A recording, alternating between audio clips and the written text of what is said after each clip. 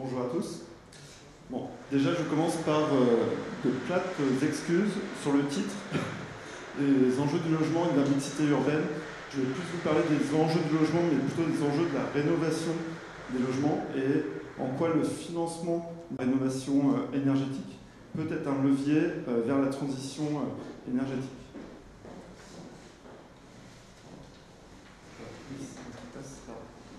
Droite. Voilà.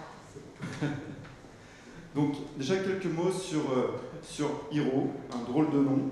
On n'a pas la prétention d'être des super héros, mais simplement on se dit qu'on a les moyens de permettre aux propriétaires, qu'ils soient investisseurs ou occupants de leur logement, de reprendre le pouvoir sur leur logement.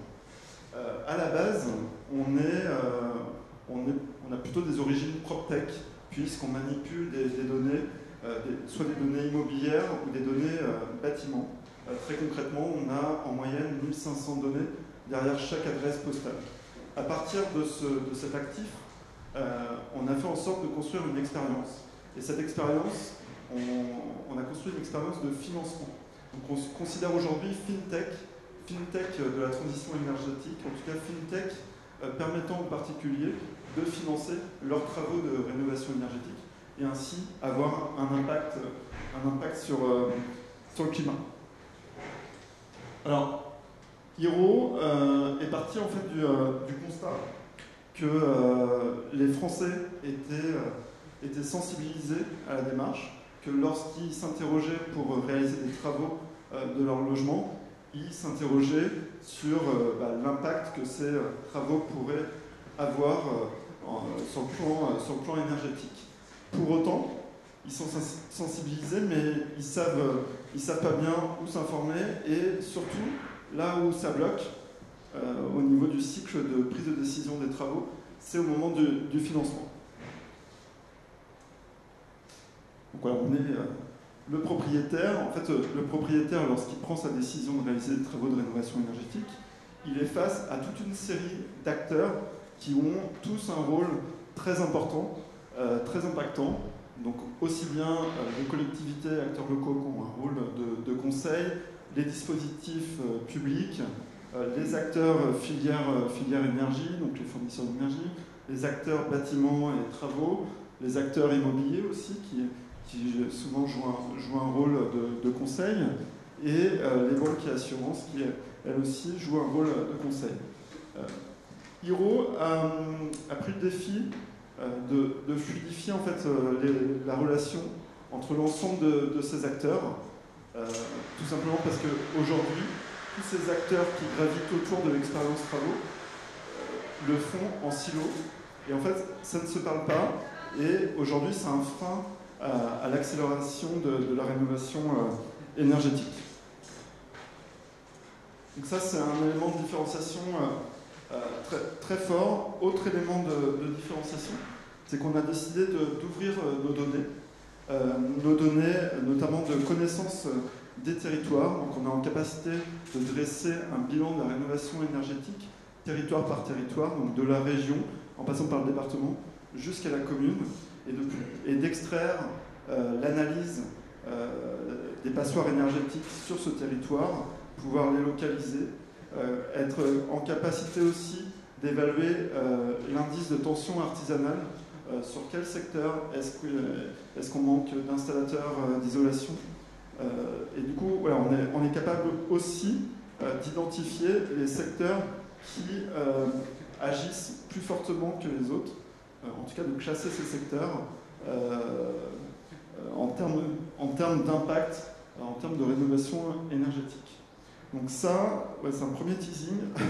J'annonce que dans quelques semaines, en fait, on va rendre public ces données au travers de livres blancs, au travers de publications de pages, et on va commencer par des pages régionales. On va être capable de comparer les régions entre elles. L'objectif de diffuser ces informations, c'est simplement d'apporter la clé de lecture pour être davantage incité à rénover. On pense qu'aujourd'hui, c'est un frein.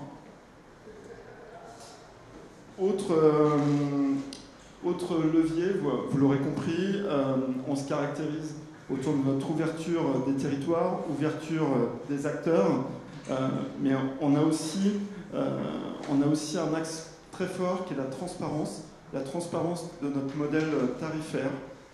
Faut savoir qu'on est sur un environnement qui est plutôt très très opaque, qu'aujourd'hui les prestataires de services proposant l'obtention des certificats d'économie d'énergie ou la prise en charge des dossiers de MaPrimeRénov' en fait se rémunèrent en marge arrière avec les obligés, donc les énergéticiens qui eux ont l'obligation de certificat d'économie d'énergie. On pense que cette opacité, elle ne sert pas le client final et le particulier qui lui a besoin de maximiser le montant de ses aides et primes pour prendre sa décision de réaliser les travaux. Donc, nous on s'est dit, finalement, Hiro, voilà, qu'est-ce qu'on est réellement? Et on est arrivé à la conclusion qu'on n'était pas un acteur certificat d'économie d'énergie, mais qu'on était un acteur de prestation de services du financement des travaux de rénovation, et qu'à ce titre, comme une banque qui facture des frais de dossier, à ce titre, on devait afficher des frais de service.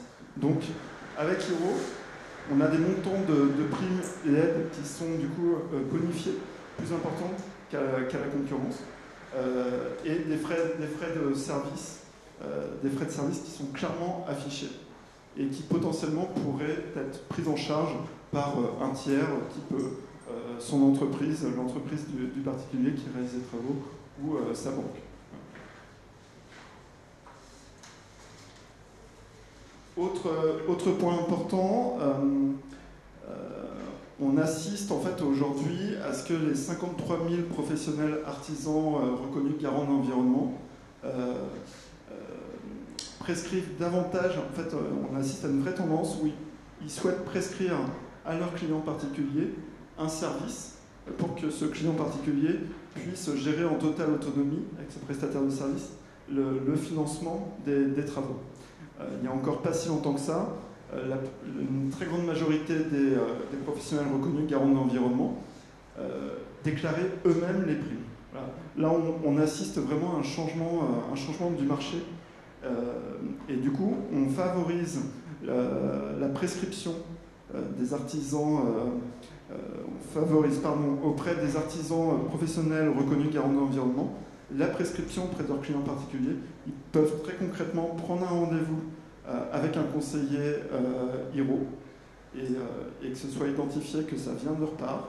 Et ils peuvent très concrètement aussi orienter leurs clients particuliers dans le parcours digital de simulation des primes avec une page aux couleurs de l'artisan. Donc ça, c'est quelque chose qui est très, très apprécié par les artisans qui sont en quête de digitalisation de leur service. Et puis, pour en revenir aux enjeux, en fait, la grande question de la journée, c'est voilà, quel logement voulons-nous au XXIe siècle? La réponse qu'on apporte, c'est donc un logement rénové. Rénové pour, gagner en confort, 2, gagner en économie, et puis être moins énergivore et mieux valorisé. Voilà, pouvoir réaliser une plus-value sur son logement. Et en termes d'enjeux du logement, voilà, on en retient 3 principaux. Le premier, c'est, et puis des enjeux qui sont très très d'actualité. Le premier, c'est la souveraineté énergétique. Voilà, face à la crise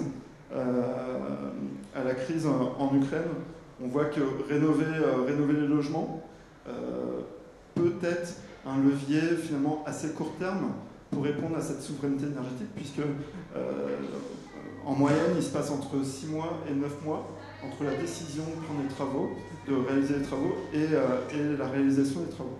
Donc on voit qu'on est sur un sujet plutôt court terme. Et puis l'énergie la moins chère, c'est celle qu'on ne consomme pas, très clairement. Deuxième enjeu, c'est le pouvoir de se chauffer. On parle tous les jours du bouclier tarifaire. Très clairement, là on repousse toujours le problème. En 2023, il sera encore plus médiatisé. Et puis troisième enjeu, on pense, c'est le pouvoir de se loger. On a une loi climat qui est bien pensée, qui favorise la rénovation des passoires énergétiques. Pour autant, elle prévoit l'interdiction à la location des logements G, F et E. Donc on va commencer en janvier 2023 par les G les plus énergivores, supérieurs à 450 kWh par mètre carré. Ensuite, en 2025, ce sera tous les autres G. En 2028, les F. Et en 2034, les E. On est face à un défi de 7 millions de logements à rénover en 12 ans. C'est pas comme si, en France, on savait déjà loger tout le monde. Donc là, on a clairement un enjeu d'offre de logement si on ne veut pas se retrouver face à une nouvelle bombe sociale. Et quelques statistiques pour terminer. 18% des maisons sont aujourd'hui des passoires énergétiques, donc soit avec une étiquette énergie F ou G, et 15% des appartements. Voilà. Encore un teasing.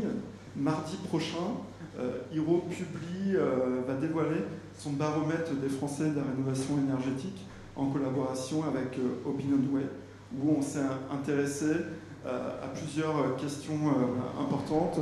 Les Français sont-ils suffisamment informés de ce sujet? Quelles sont leurs motivations pour passer à l'action? Et qu'est-ce qu'ils attendent du nouveau gouvernement pour être davantage incités? Donc je vous donne rendez-vous mardi. Nous publierons ces résultats. Voilà. Sur votre site. Oui, tout à fait. Sur hiro.fr.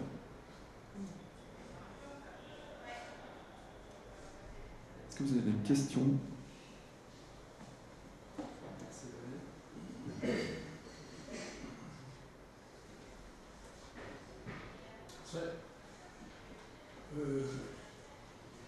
Vous avez parlé de territoire, donc ça peut être par exemple, prenons un exemple, Rennes Métropole. Vous pouvez faire une prestation pour Rennes Métropole? Alors, une prestation de valorisation? Oui, vous avez dit que vous pouvez faire apparaître les besoins de valorisation énergétique, c'est bien ça? Oui. Donc je pense par des thermographies ou je sais pas. Alors, on l'a déjà fait, pour le coup, et d'ailleurs, il y a une page sur hiro.fr/territoire/Rennes. Il y a une page qui dresse le bilan de la rénovation énergétique de Rennes. On l'a déjà fait dans le cadre de l'émission Les Clés de la Ville, une émission de Radio Imo, en partenariat aussi avec le Figaro Imo. Et donc, nous, on a notre chronique qui s'appelle Bien mieux, où on vient chaque mois, dans une ville différente, dresser le bilan de la rénovation énergétique de la ville en 9-10 minutes. Donc Rennes, on l'a déjà fait, c'était, il me semble, au mois de novembre. Vous pouvez retrouver toutes ces données. Vous me donnerez votre carte et puis je vais voir. Très bien. Est-ce qu'il y a une autre question?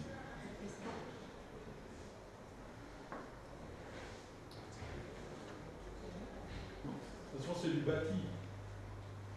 Donc, je dis ça parce que je m'intéresse à l'immobilier solidaire et aux friches.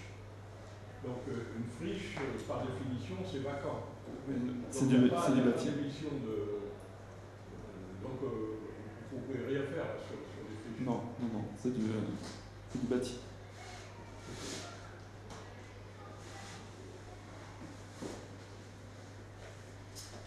J'ai une question. Vous travaillez que sur le territoire national métropolitain ou vous travaillez aussi également sur le territoire? On travaille aussi au Dom-Tom avec un partenaire énergéticien qui s'appelle Vivo Énergie à La Réunion. Et qui couvre tous les Dom-Tom.